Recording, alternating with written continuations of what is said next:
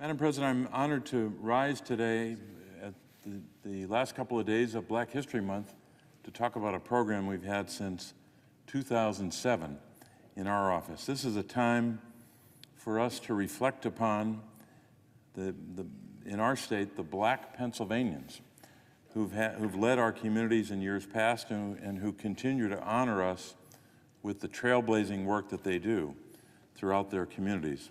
This year, I again have the privilege of honoring several Pennsylvanians as part of my Senate office's Black History Month celebration. Our honorees this year are Edgar and Barbara Farmer, who reside in State College, Pennsylvania, Loretta Claiborne of York, Pennsylvania, Dante Green of Pittsburgh, Pennsylvania, and Lurleen Jones of Philadelphia, Pennsylvania. The theme of this year's celebration is, quote, "The voices empowering generational change," unquote. And I think all of us would agree that change comes with great difficulty. And we know that when we honor these individuals, we honor Pennsylvanians year after year who have demonstrated the courage that's enabled others to follow them and to continue their work for change. It is especially important this year that we honor those with the courage to take that first difficult step to create change. This Black History Month, I'm grateful for the opportunity to pay tribute to several trailblazing Pennsylvanians who sparked change, and by doing that, make it possible for later generations to pursue that same powerful change. So I'll just do a brief biographical sketch of each of our honorees for the Senate to hear about.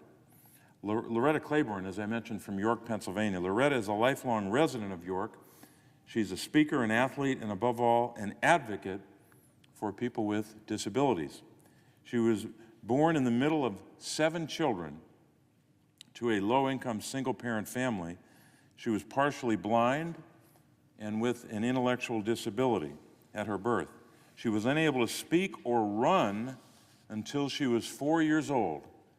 But you know what? Since that age, she hasn't stopped running, having completed 26 marathons. That's 26 more than I've completed. Twice placing her in the top 100 women in the Boston Marathon. She's won dozens of medals at the Special Olympics World Summer Games.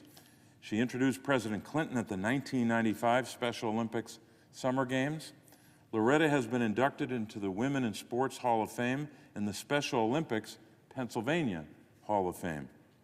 Loretta is a lifelong learner, communicating in 4 languages, including American Sign Language, and has received honorary doctoral degrees from Villanova University, Quinnipiac University, and York College, 2 of those 3 institutions in Pennsylvania.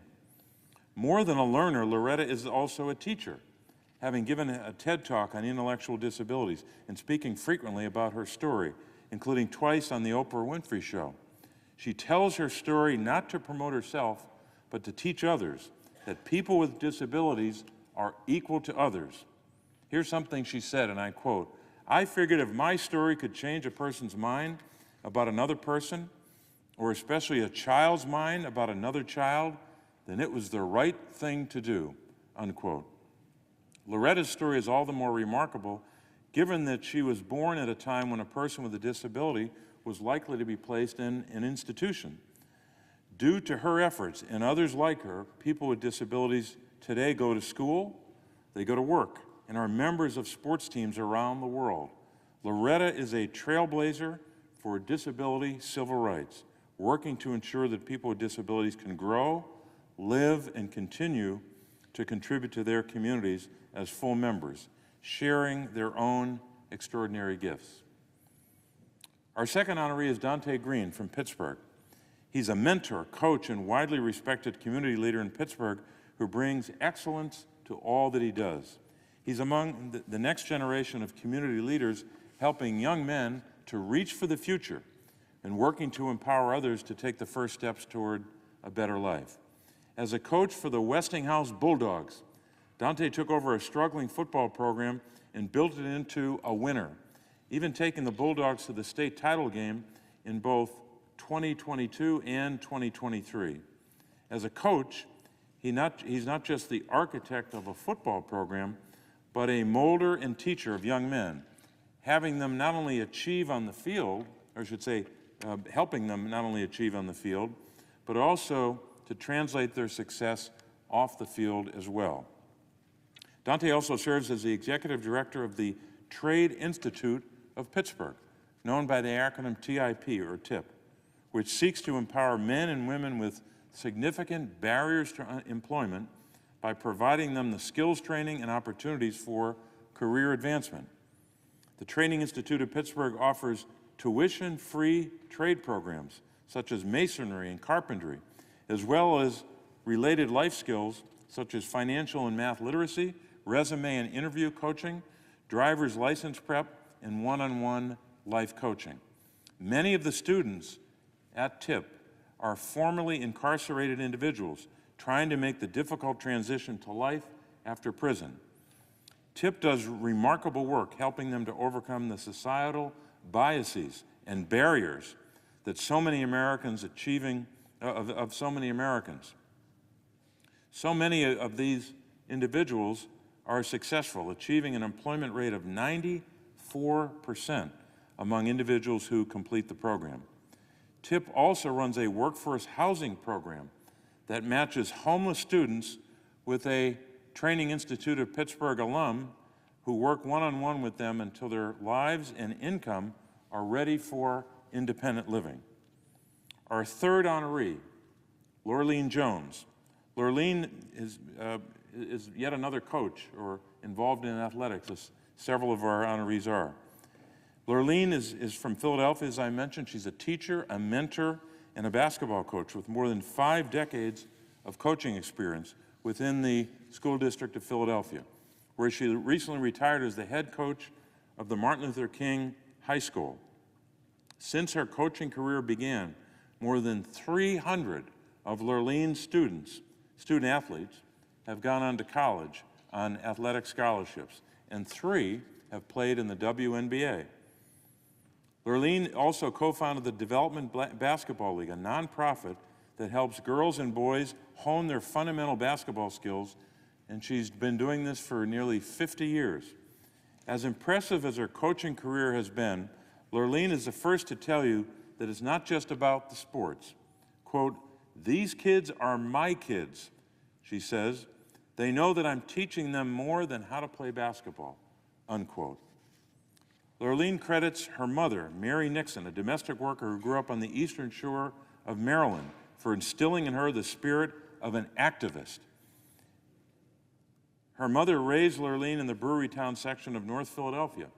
After leaving home for Morgan State College in Baltimore, which is now known as Morgan State University, Lorleen Jones experienced legal segregation for the first time, spurring her to get involved in the civil rights movement, which landed her and hundreds of other Morgan students at that time in jail after protesting the segregation policy at a nearby movie theater. Lorleen was involved in fighting against gender disparities in athletics as well.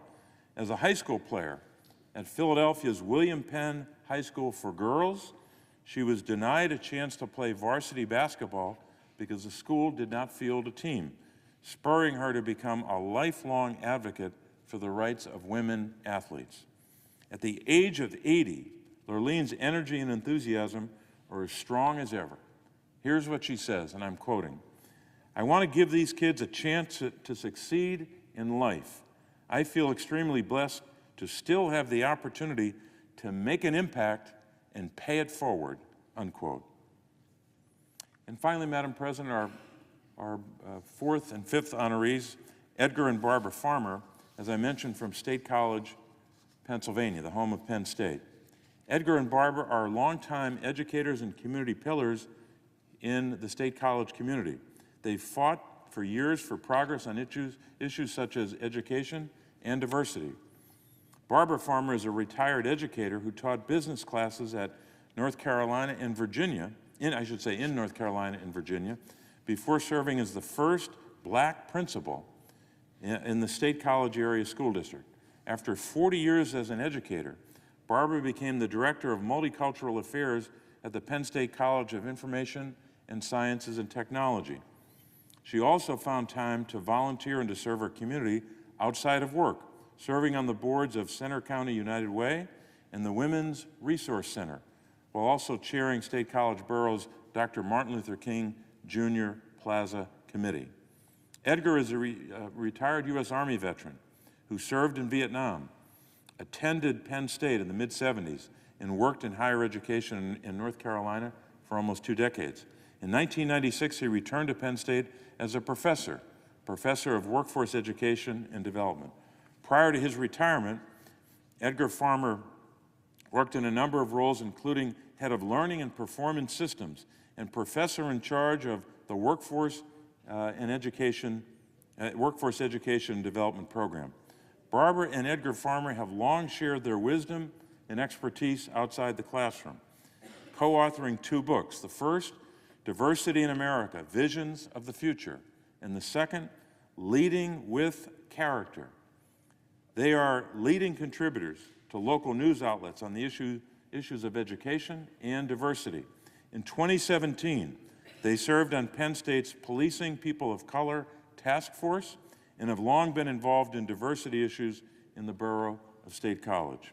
Barbara and Edgar are also committed philanthropists, establishing and contributing to a number of funds and scholarships at Penn State, as well as Hampton University and Norfolk State University, where Barbara and Edgar received their undergraduate degrees. Last November, as honorees of Penn State's annual Renaissance Fund celebration, Edgar and Barbara helped to raise nearly $200,000 for scholarship for students with financial needs. Regarding that event, Barbara summed it up well and summed up their approach to service, saying, and I'm quoting, "All we have done and all we hope to continue doing is part of the charge we have been given as our life's work. Supporting one another and taking care of one another make the world and our community a better place." No one could say it better than Barbara did. So once again, it's a privilege to be able to honor these remarkable Pennsylvanians and to speak briefly about their accomplishments here on the Senate floor. Loretta Claiborne, Dante Green, Lurleen Jones, and Edgar and Barbara Farmer are each in their own right, individually and collectively, truly inspirational figures and leaders who have brought about remarkable change through their own efforts, through their courage, but who will continue to empower generational change, inspiring others to also fight for the change that we need across our Commonwealth and our country. Madam President, I would yield the floor.